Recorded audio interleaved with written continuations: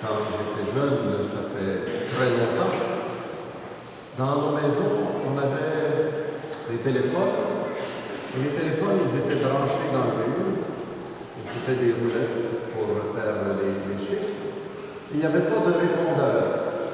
Et alors, pour pouvoir avoir un message, il fallait absolument être dans la maison, sinon, on ne pouvait pas recevoir de message de personne. Maintenant, il y a des choses un petit peu plus modernes qui existent. Vous connaissez sûrement ça. Hein? Vous savez ce que c'est? Qu'est-ce que c'est? Comment? Un iPhone. Quel numéro? 4. Ah, c'est ça, l'iPhone 4, c'est un vieux iPhone. Un téléphone cellulaire, c'est les nouveaux moyens de communication. Et c'est pas mal plus pratique que les vieux téléphones parce qu'avec un téléphone cellulaire, on peut être rejoint n'importe où. On peut être à l'école, on peut être au travail, on peut être en train de s'amuser. On n'est pas obligé d'être à la maison pour pouvoir recevoir des appels de quelqu'un qui nous connaît. Ce qui est pas mal avantageux. Tout ça, moi, ça me fait penser à ce que Dieu veut faire avec nous autres. Dieu veut entrer en communication avec nous autres. Et il ne veut pas le faire seulement quand on est dans sa maison, à l'Église. Bien sûr, quand on est à l'Église, le Seigneur veut entrer en communication avec nous autres. Et il le fait à travers sa parole. On vient d'entendre des beaux textes de la parole de Dieu. Il le fait à travers des sacrements comme l'Eucharistie. On va le faire ce matin aussi pour vous autres de façon plus spéciale, à travers la confirmation. Mais Dieu ne veut pas entrer en communication seulement quand on est à l'Église, mais quand on est partout. On peut être à l'école, on peut être en train de s'amuser, on peut être en train de lire, on peut être en train de se promener dans les magasins. Dieu cherche à communiquer avec nous autres tout le temps, tout le temps, tout le temps. Supposons, est-ce qu'il y en a parmi nous autres qui ont un téléphone cellulaire? Il y en a quelques-uns.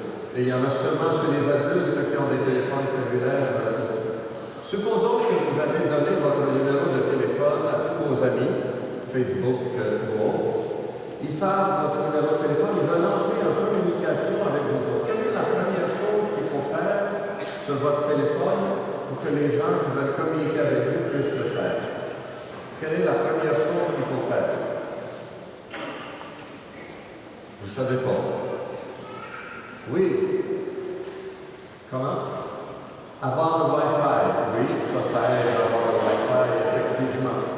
Mais en plus d'avoir le Wi-Fi, qu'est-ce qu'il faut faire avec notre téléphone? Les adultes, vous avez le droit de les aider. Si vous autres qui en avez des téléphones cellulaires, quelle est la chose principale qu'il faut faire? Sinon, les gens ne peuvent pas communiquer avec lui. Oui. Composer le numéro. Maintenant, les gens savent ton numéro. Ils appellent. Ça ne répond pas. Qu'est-ce qui arrive? Pourquoi ça ne répond pas?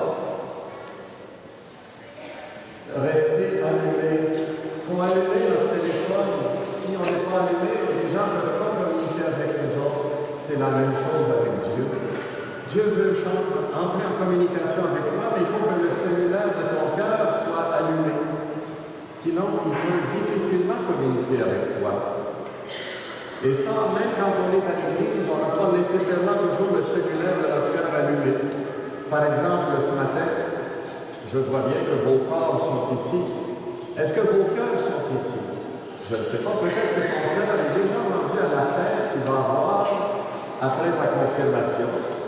Puis là, tu te poses des questions, tu te demandes quel cadeau ton parrain ou ta marraine a bien pu t'acheter. Je ne veux pas mettre trop de pression sur les parents ou marraines, là, mais normalement, vous devriez acheter un cadeau à votre filleule. Et alors, ton corps est ici, et ton cœur est ailleurs. Comment Dieu peut-il communiquer avec toi si le cœur n'est pas là? Il faut donc avoir le cellulaire de notre cœur ouvert tout le temps pour que Dieu puisse nous dire qu'il veut parler avec nous, qu'il veut entrer en communication avec nous. Et encore une fois, pas seulement à l'Église, partout, à travers les personnes qui t'aiment, à travers les événements, à travers sa création, Dieu cherche à entrer en communication avec toi pour te dire qu'il t'aime. Je ne sais pas si ça vous arrive souvent, vous autres, d'avoir des appels, quelqu'un qui dit « Je t'ai seulement appelé pour te dire que je t'aime ». Moi, ça n'arrive pas tellement souvent. 514-248-1844.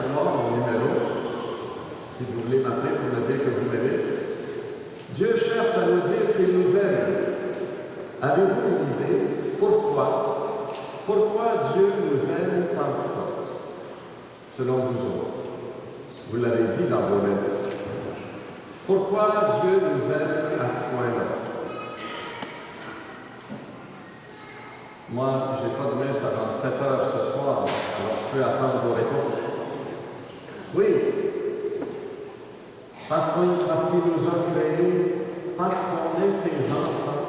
C'est pour ça que Dieu nous aime. Pas parce qu'on se fait confirmer ce matin, parce qu'on est ses enfants. Dieu nous aime et cherche toutes sortes de manières de nous le dire. Et être un chrétien ou une chrétienne, c'est croire au Dieu qui nous aime. Pas parce qu'on est toujours gentil ou gentille, parce qu'on est ses enfants. Nous sommes les enfants de Dieu. Nous ne sommes pas les condamnés devant Dieu. Dieu, ce n'est pas notre juge. Nous ne sommes pas les esclaves de Dieu, nous sommes les enfants de Dieu. Et voilà pourquoi il nous aime. Et il cherche toutes sortes de manières de nous le dire. Et donc, il faut essayer, mes amis, de prendre de plus en plus conscience de ça. Et c'est ce que les textes qu'on a entendus tout à l'heure nous disaient. Le texte nous disait, c'est l'Esprit Saint qui nous rappelle ce que Jésus nous a dit. Et c'est Jésus qui nous a dit qu'on était les enfants de Dieu, puisqu'il nous a appelés à appeler Dieu du nom de Père. Notre Père. Et alors, l'Esprit Saint nous dit constamment ce que Jésus nous a dit. Nous sommes les enfants de Dieu. Il faut être attentif à l'Esprit. Ça, c'est la première raison. La deuxième raison pour laquelle Dieu cherche à entrer en communication avec nous, une fois qu'il nous a dit qu'il nous aimait parce qu'on est ses enfants, il nous dit « Aimez-vous les uns les autres ». Il y a quelqu'un qui a dit ça, il me semble, il y a à peu près 2000 ans. « Aimez-vous les uns les autres ». Est-ce que vous vous souvenez qui a dit ça? C'était son commandement. « Aimez-vous les uns les autres ». Oui, c'est Jésus. Jésus qui nous a dit ça il y a 2000 ans. Aimez-vous les uns les autres. Quand on regarde ce qui se passe à l'heure actuelle dans notre monde, pas seulement en Irak ou en Syrie, mais aussi dans ces coins-là, mais un peu partout dans le monde. Même peut-être des fois à Montréal, peut-être des fois dans vos écoles. C'est pas toujours l'amour qui existe. On ne s'aime pas nécessairement toujours autant que Jésus voudrait qu'on le fasse. Et alors, voilà pourquoi Jésus ne veut pas nous laisser tout seuls. Il nous a donné une force, celle de l'Esprit Saint que vous avez reçu au jour de votre baptême et qui est renouvelée aujourd'hui, au jour de votre confirmation, pour vous aider à faire aux autres ce que vous voudriez que les autres vous fassent. Et ça, ce n'est pas nécessairement toujours facile. S'aimer les uns les autres, ça va bien quand les gens sont gentils avec nous, quand les gens nous font des cadeaux, quand les gens nous font plaisir, ça va bien. Mais quand ça devient plus exigeant, quand on aurait besoin peut-être de pardonner parce que quelqu'un nous a fait du mal, alors c'est plus difficile. Pourtant, c'est bien ce que vous avez dit aussi dans vos lettres, quand vous avez dit que vous voulez apprendre à recevoir l'Esprit pour pouvoir vous mettre au service des autres, aider les autres, faire du bien aux autres, rendre le monde meilleur. C'est toutes des expressions que vous avez dites dans vos lettres, qui étaient très belles d'ailleurs en passant. C'est pas toujours facile. Voilà pourquoi Dieu ne veut pas nous laisser tout seuls, il nous donne l'Esprit, il nous donne sa force, il nous donne ses conseils pour nous aider à faire du bien. On va prendre un petit moment de silence, un peu tout le monde. D'abord pour dire merci dans notre cœur à ces jeunes qui acceptent de confirmer l'engagement de leur baptême. Bon, bien sûr, il y en a qui ont été un petit peu poussés, j'ai vu ça aussi dans les lettres, il y en a qui m'ont dit, c'est mes parents qui m'ont un peu poussé à suivre ces rencontres-là. Mais une fois que j'ai commencé, j'étais content parce que j'apprenais des choses. Et c'est important le rôle des parents ou des grands-parents aussi. Il y en a qui m'ont dit que c'était les grands-parents qui les avaient incités à suivre les cours, les rencontres, à suivre la fin de semaine et Fata aussi, pour pouvoir mieux connaître. Et alors nous, les adultes qui sommes ici ce matin, on va dans notre cœur rendre grâce à Dieu pour ces jeunes qui acceptent en 2016 de témoigner de leur foi, ce qui n'est pas nécessairement toujours facile dans une société comme la nôtre. On va dire merci à Dieu pour le témoignage de leur foi, de leur engagement. Mais on va demander aussi au Seigneur de nous aider, chacun et chacune d'entre nous, à devenir les témoins pour ces jeunes-là. Que par nos paroles, par nos actes, par notre manière de vivre, de plus en plus, on leur enseigne l'importance de l'amour, l'importance du service à l'égard des autres. On prend un petit moment de silence pour dire tout ça au Seigneur dans le fond de notre cœur.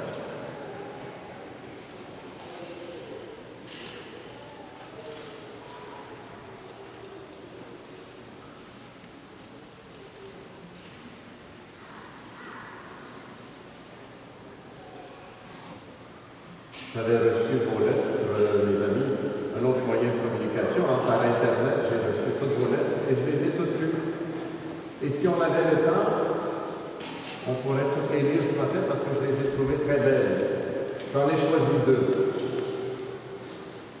Et à ce moment-ci de la célébration, la plupart du temps, les gens se disent « J'espère qu'il ne m'a pas choisi. » Parce que moi, à ton âge, j'aurais été tellement gêné de venir lire devant les autres que j'aurais dit « J'espère qu'il ne m'a pas choisi, j'espère qu'il ne m'a pas choisi. » Alors, je vais vous dire qui j'ai choisi. Annie Lam-Louis et Danny Hugo. Et j'entends tous les autres dire « Ouf, tant mieux, c'est pas moi. » Alors, j'inviterai Annie et Danny. Annie, on me rejoint. Ça doit être toi, Danny. Non! Bon. Viens, Annie.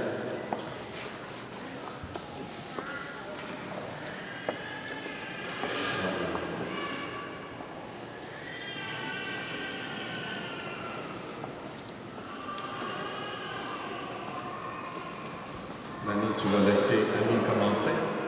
Oui.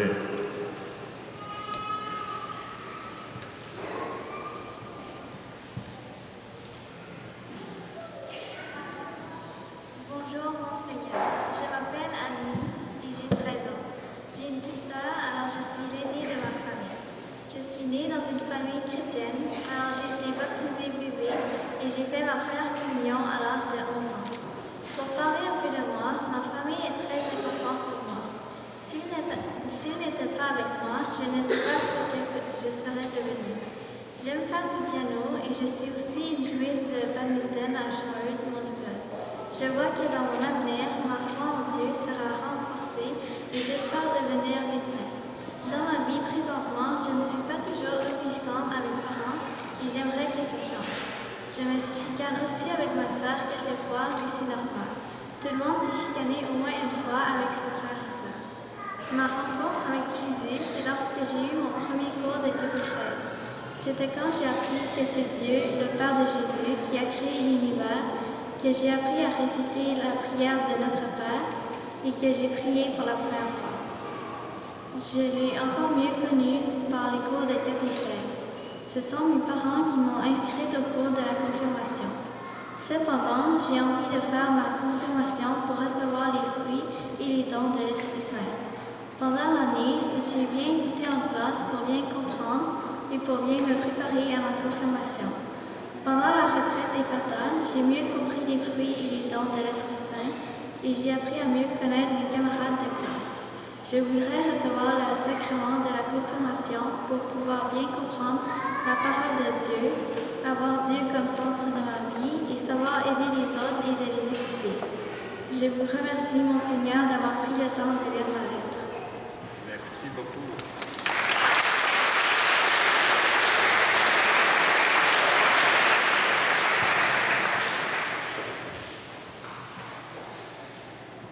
Je m'appelle Danilo, j'ai 14 ans.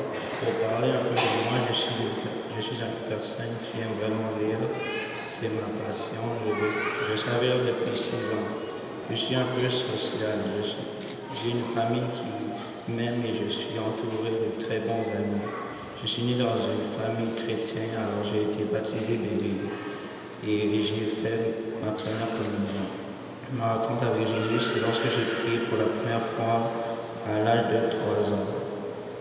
J'ai commencé à mieux le connaître grâce au cours de catéchèse de l'année de ma première communion, ce qui m'a permis de décider plus tard à me préparer au sacrement de la confirmation. que je reçois le don de l'Esprit Saint, je dois admettre que ce sont mes parents qui m'ont poussé à faire ma préparation cette année. Disons plutôt que c'est ma mère qui était la plus incitante. Pendant l'année, j'ai peut-être parlé pendant la classe souvent, peut-être parce que je suis un peu vieux dans la classe. La plupart des autres jeunes sont plus jeunes que moi et cela m'embarrasse un peu. Mais en même temps, j'ai appris beaucoup de choses. J'ai redécouvert l'Esprit Saint, j'ai fortifié ma foi. J'ai essayé de partager ma foi avec les autres et vivre en communauté. Durant des fatas avec d'autres qui n'avaient pas forcément la même aspiration que moi, je pense que l'Esprit Saint m'a beaucoup aidé à surmonter mes défis et je suis content d'en avoir pris conscience. Je voudrais recevoir le sacrement de la confirmation pour continuer à faire grandir ma foi, savoir être à l'écoute des autres, du monde qui m'entoure et savoir donner la place à Dieu de ma vie. Je voudrais remercier mon Seigneur d'avoir pris le temps de lire ma lettre. Que Dieu vous garde dans la paix.